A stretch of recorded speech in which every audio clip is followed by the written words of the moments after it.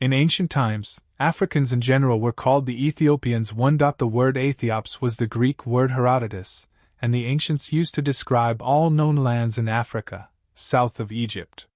Homer, c. 800 BC, was the first Greek writer to mention the Ethiopians. He mentions them in both the Iliad and the Odyssey. To the ancient Greeks and early Romans, all of Africa consisted of Egypt, and Ethiopians peopled of course by black Africans. It was to the land of the Blameless Ethiopians that Homer's gods, led by Zeus himself, repaired to feast for 12 days. Pliny the Elder described Adulis, which port he said was the Ethiopians' principal trading town. He stated that the term, Ethiopia, was derived from an individual named Ethiops, said to be the son of Hephaestus, aka Vulcan II.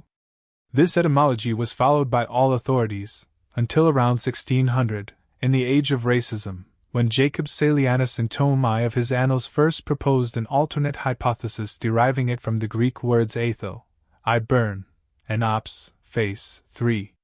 The Greek poets Hesiod, c. 700 BC, and Pindar, c. 450 BC, speak of Memnon as the king of Ethiopia, and further state that he founded the city of Susa, in Persia, modern-day Iran.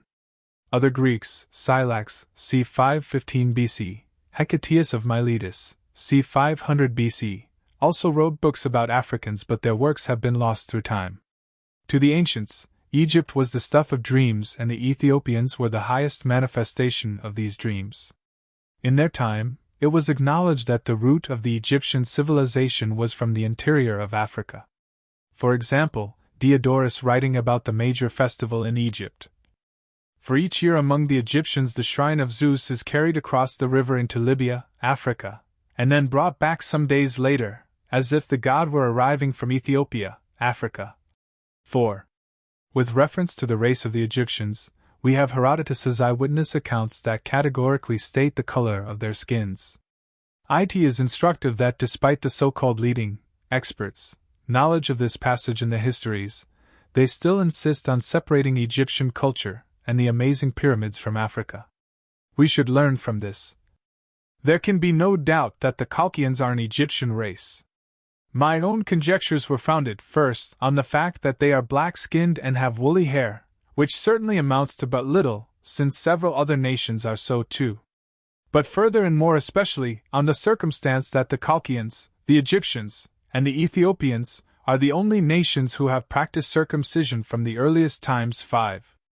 Herodotus knew they were black. He visited Egypt in 450 BC and saw them with his own eyes as opposed to modern-day experts.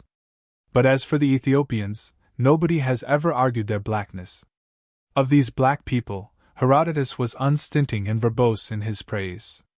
In Book 3, Herodotus defines Ethiopia as the farthest region of Africa. He continued, "Where the south declines towards the setting sun lies the country called Ethiopia, the last inhabited land in that direction.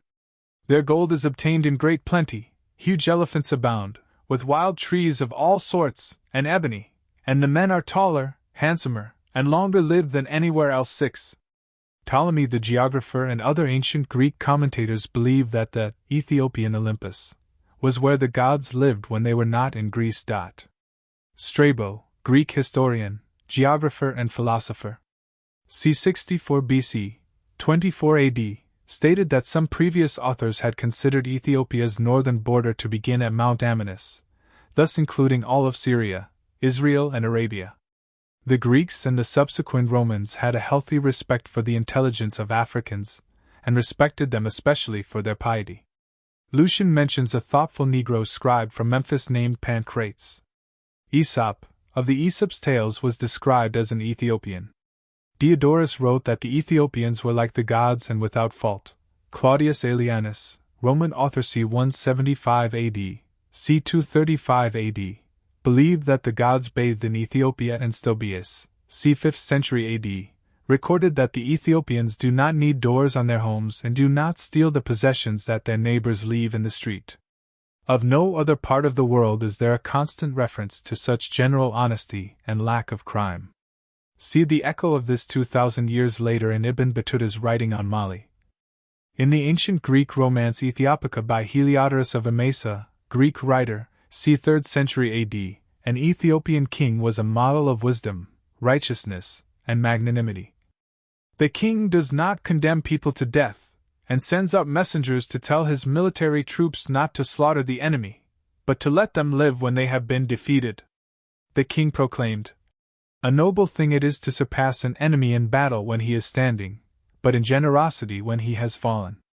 Lactantius Placidus, c. 35 AD, in a work attributed to him wrote, "For the Ethiopians, Greek and Roman name for Africans, are said to be the justest men, and for that reason the gods leave their abode frequently to visit them." Contrary to what we have been led to believe, there are thousands and thousands of manuscripts from different ages on Africans.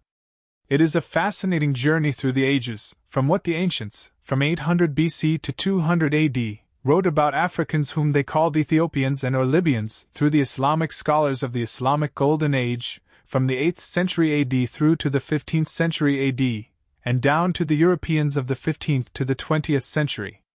It makes for fascinating reading. Who cares what Homer said about Africa, we ask? Who cares indeed what al-Masudi or Ibn Battuta wrote about Africans? It is important because for there to be an African Renaissance, we have to have a term of reference. We have to deconstruct the false narratives with which we currently interpret our realities. When the Europeans needed to start their own Renaissance after 800 years of their Dark Ages, they went back to the last civilization they could find in Europe. They went back to Plato and Aristotle and started their rebirth from this frame of reference. The works of these great Greek philosophers had largely been lost to Europe. They had to be retranslated back from Arabic, which was the language of the colonizers of southern Europe for 700 years. These they used to build the fabric of their rebirth and philosophy. What was written about Africa provide part of the lost threads we must unravel, weave together with other articles and create the new fabric of our consciousness.